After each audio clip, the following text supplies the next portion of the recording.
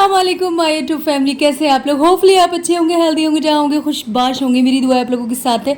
Video पसंद आया like कीजिएगा, बहुत ज़्यादा पसंद आया सब्सक्राइब ज़रूर कीजिएगा एंड सब्सक्राइब करना लाजिम है। तो यहाँ पर हम आ गए फिर से जामा मस्जिद आपके लिए दिल्ली दर्शन की सीरीज़ पार्ट 3 लेकर। तो यहाँ पर क्राउड चेक कर सकते हैं आप कितना ज़्यादा है। संडे का दिन था और सुबह 6:55 का टाइम हो रहा था और आप देखिए सनराइज़ हो चुका है और यहाँ की भीड़ भाड़ देखिए कितनी कोई ज़्यादा है। और आज ना इसलिए भी आए थे हम लोग कि मेरे बेटे को जो बुक्स लेनी थी उसका जो है प्रोजेक्ट उसको मिला है, जैसे असाइनमेंट वगैरह होता है स्कूल में मिलता है ना, तो इसके लिए उसको बुक्स लेनी थी और यहाँ पर वो बुक्स सस्ती मिलती। तो यहाँ पर अभी बुक मार्केट ओपन नहीं हुई है। ये मैं आपको तुर्कमान गेट दिखा रही हूँ जो कि कदीमी ज़माने से यानी कि शाहजहाँ के ज़माने से बना हुआ है। और ये यहाँ पर बुक शॉप तो ओपन नहीं हुई थी, लेकिन सब्ज़ी वाले फ्रेश सब्ज़ियाँ लेकर यहाँ बैठे थे। और इस टाइम जो है ना यहाँ पर काफ़ी भीड़ थी, काफ़ी ज़्यादा चीज़ें थी, कपड़े थे, ये सब चीज़ें हमें लेनी नहीं थी।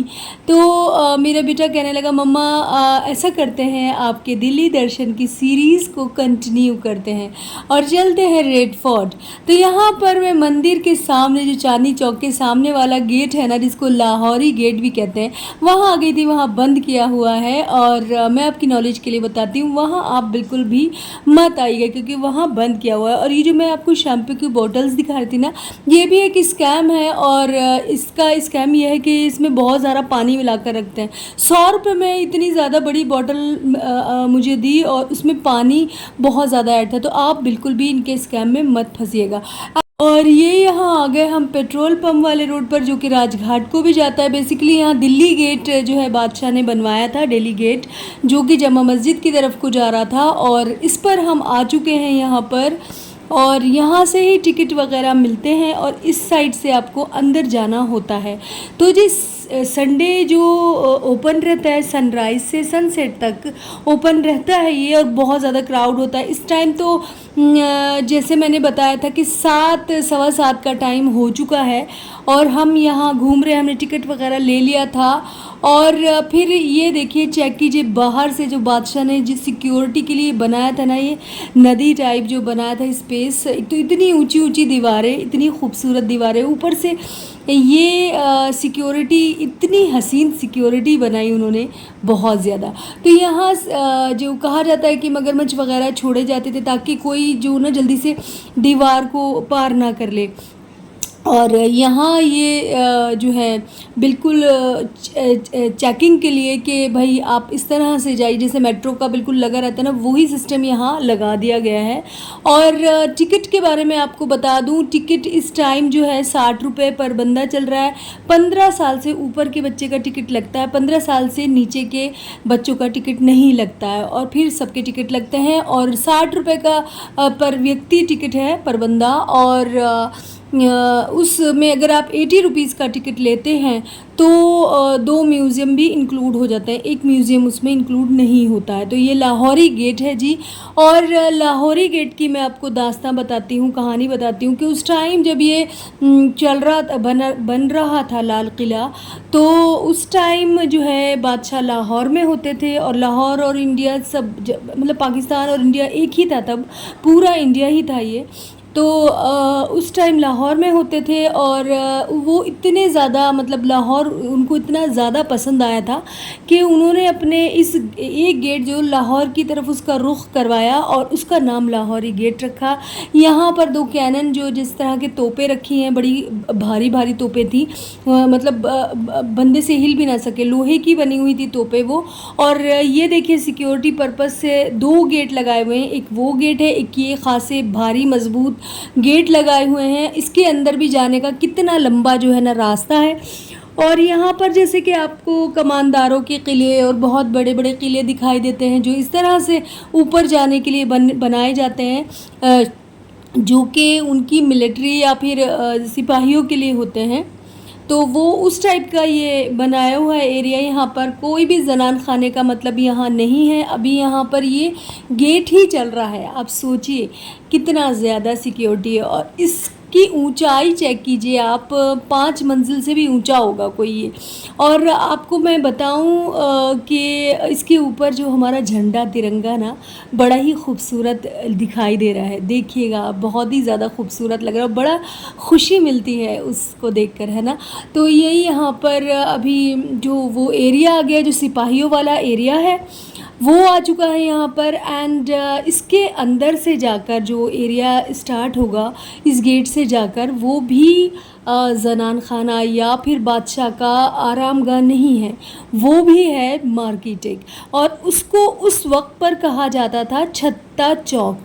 छत्ता चौक, जैसे कि मैंने बताया कि बादशाह उस टाइम पर पाकिस्तान होते थे, तो पेशावर में बादशाह ने, शाहजहां बादशाह ने एक मार्केट देखी जो वो इस तरह से कवर्ड मार्केट थी वहाँ की। और कवर्ड मार्केट देख के वो बहुत ज़्यादा मुतासिर हुए थे उस मार्केट से। और उस टाइम पर इस कवर्ड मार्केट का कोई कॉन्सेप्ट ही नहीं था, है ना। तो उन्होंने ये मार्केट देखी, उन्हें बड़ी अच्छी लगी, उन्होंने यहाँ पर इस मार्केट को बनवाया। और आप कॉन्सेप्ट चेक कीजिए, जैसे कि आजकल मॉल वगैरह होते हैं, बिल्कुल उसी तरह से कवर्ड मार्केट है ये। और बड़ी ही ज़्यादा खूबसूरत लग रही है। और अब ये सैलानियों के लिए या जो भी घूमने आते हैं रेड फोर्ट को, उनके लिए ओपन होता है ये सारा। और इसका आज की डेट में नाम जो मीना बाज़ार रखा गया है। और बड़े ही ज़्यादा महंगे रेट नहीं है, सही रेट में जो है सामान मिल रहा था। जैसे शॉल वगैरह सिर्फ 500 रुपये में थी। अच्छी कढ़ाई वगैरह के पर्स थे, ये 250 के 500 के इसी टाइप के थे। और मैंने यहाँ पर पता किया कि शॉप्स जो मिल रही है ना, तो उसका किराया मात्र 60 रुपये है। आप सोचिए कि आज की डेट में भी सरकारी रेट कितने कम हैं। और इसके बीच में जो ये एरिया थोड़ा सा गुम्बद टाइप का था, ये ओपन था, मतलब कितना खूबसूरत लगता होगा अगर जब बारिश होती होगी, है ना। तो ये है। और दो साइड को ये इस तरह से गेट ओपन है जो कि गार्डन की ओर को भी जाते हैं और गार्डन की खूबसूरती को भी दर्शाते थे उस वक्त पर। और यहाँ पर भी नक्काशी हुई है काफ़ी खूबसूरत। तो जिस तरह से बादशाह ने खूबसूरती का ध्यान रखा, उसी तरह से जो है ना सेफ्टी का भी ध्यान रखा। और आपको अपने साथ साथ मेरा भी रखना है ख्याल। जाकर जल्दी से मेरे चैनल को सब्सक्राइब करें, बेगम परी लाइफस्टाइल ऑफिशियल को। और जाकर इसी तरह के अगर और वीडियोस देखनी है, कमेंट करें प्यारे प्यारे, और लाइक करना तो बिल्कुल भी ना भूलें। एंड इसी तरह की दिल्ली दर्शन सीरीज़ आप लोगों के लिए आती रहेगी। ये जो वीडियो है बहुत ज़्यादा लंबी हो चुकी थी, तो आप देखते देखते बोर ना हो जाए, इसीलिए मैंने इसको 2 भागों में डिवाइड कर दिया है। और इसके भी पार्ट 2 के लिए आप रेडी रहिएगा, जल्दी ही मैं उसको भी आपके सामने लेकर आऊँगी। आप जो है ना लंबी ज़्यादा लेंथी वीडियो देखकर बोर ना हो जाए, इसीलिए मैंने इसको 2 भागों में बांट दिया है ताकि आप आराम से देख सकें। ये जो आप सामने देख रहे हैं, ये वो म्यूज़ियम है जिसके 100 रुपीज़ टिकट लगता है। और ये जो है ना उसमें जो 80 रुपीज़ का मैंने टिकट लिया था, उसमें इसका टिकट इंक्लूड नहीं था। मैंने होपफुली आपको सारी इन्फॉर्मेशन दे दी। इस किले का जब बादशाह ने निर्माण करवाया, कंस्ट्रक्शन करवाया, तो 1644 में कराया था। 10 साल इसको बनने में लगे थे।